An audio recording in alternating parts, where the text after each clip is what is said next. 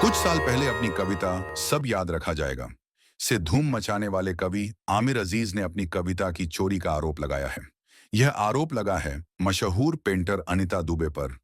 कवि आमिर अजीज का कहना है कि कलाकार अनीता दुबे ने उनकी कविता सब याद रखा जाएगा का उपयोग बिना उनसे अनुमति लिए हुए कर लिया और उन्हें इसका क्रेडिट भी नहीं दिया। पिछले दिनों जानी मानी पेंटर और आर्ट क्रिटिक अनीता दुबे की एक पेंटिंग प्रदर्शनी दिल्ली की वडेरा आर्ट गैलरी में लगी थी। इस प्रदर्शनी में खास बात यह थी कि कई कलाकृतियों में सब याद रखा जाएगा कविता की पंक्तियां दर्ज थीं। भिन्न आर्ट एलिमेंट का उपयोग करते हुए इन कलाकृतियों में प्रमुखता से आमिर अजीज की पंक्तियों को दर्ज किया गया था। अनीता दुबे के इस पेंटिंग कलेक्शन की प्रदर्शनी न केवल 2025 के इंडिया आर्ट फेयर में हुई थी, बल्कि इसे पहले भी एक बार दिखाया जा चुका था।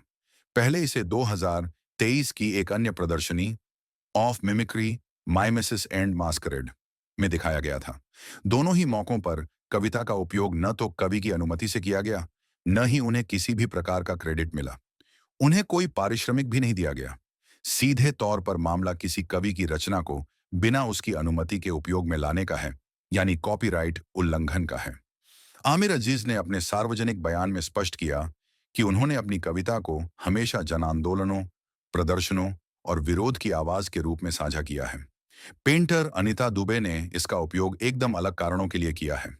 उनके शब्दों का एक महंगी व्यावसायिक गैलरी में एक कलाकार द्वारा कलाकृति के नाम पर प्रयोग कर आर्थिक मुनाफा कमाने के लिए उपयोग किया गया।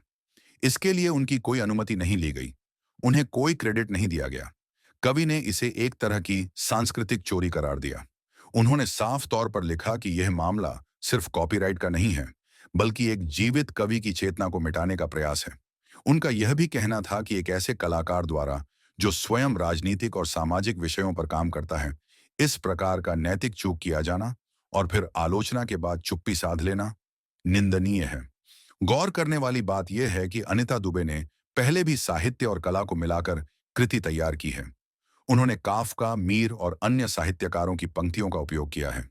हर बार हर साहित्यकार या कवि को क्रेडिट दिया है। इस मामले में सत्य हिंदी ने कुछ कलाकारों और विशेषज्ञों से बात करने की कोशिश की। पेंटर महेश वर्मा ने इस मामले पर कहा कि अनीता दुबे के आर्ट वर्क में साहित्य से जुड़े कई संदर्भ हैं।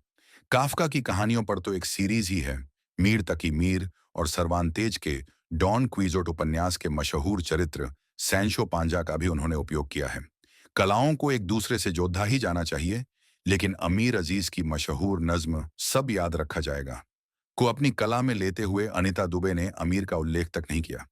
यह नज्म एनआरसी सीए के विरोध के दौर में प्रतिरोध की आवाज थी और आज भी गाहे बगाहे सत्ता को उसके जुल्म याद दिलाने के लिए इसने लगभग मुहावरे की शक्ल ले ली है।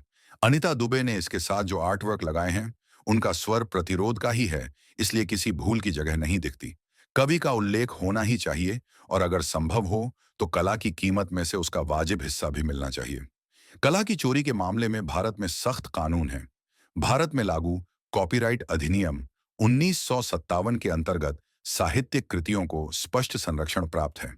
यदि किसी की रचना का उपयोग बिना अनुमति व्यावसायिक रूप से किया जाता है, तो वह कानूनी कार्रवाई के दायरे में आता है। आमिर अजीज का मामला भी इसी अधिनियम के अंतर्गत पूरी तरह वैध बनता है। भारतीय कॉपीराइट अधिनियम 1957 में क्या-क्या खास है, आइए जानते हैं। किसी भी रचना के रिप्रोडक्शन, डिस्ट्रीब्यूशन, प्रदर्शन और एडेप्टेशन का पूरा हक उसके पास होता है, जिसके पास रचना का कॉपीराइट होता है। किसी भी लेखक और कथाकार की रचना उसकी मृत्यु के 60 साल के बाद ही कॉपीराइट फ्री हो सकती है। रचनाकारों को इसका नैतिक अधिकार हासिल है कि वे अपने काम का क्रेडिट मुखर रूप से मांग सकते हैं। साथ ही अपने काम का अपमान होने पर उनके पास आपत्ति करने का अधिकार भी है। इन बिंदुओं को देखते हुए कला आलोचकों और इंटेलेक्चुअल राइट्स कानून से जुड़े वकीलों का कहना है कि यदि यह मामला अदालत तक पहुंचता है, तो अनीता दुबे को कानूनी रूप से जवाबदेह ठहराया जा सकता है। कई कलाकारों, लेखकों और सामाजिक कार्यकर्ताओं ने आमिर अजीज के समर्थन में आवाज उठाई है। Activist of professor Monami Basu ने कलाकार अनीता दुबे पर अपना गुस्सा निकालते हुए कहा है कि लोग कितने बेशर्म हो सकते हैं और वे खुद को कलाकार कहते हैं। वे लोग साहित्य चोरी करने वाले और चोर हैं।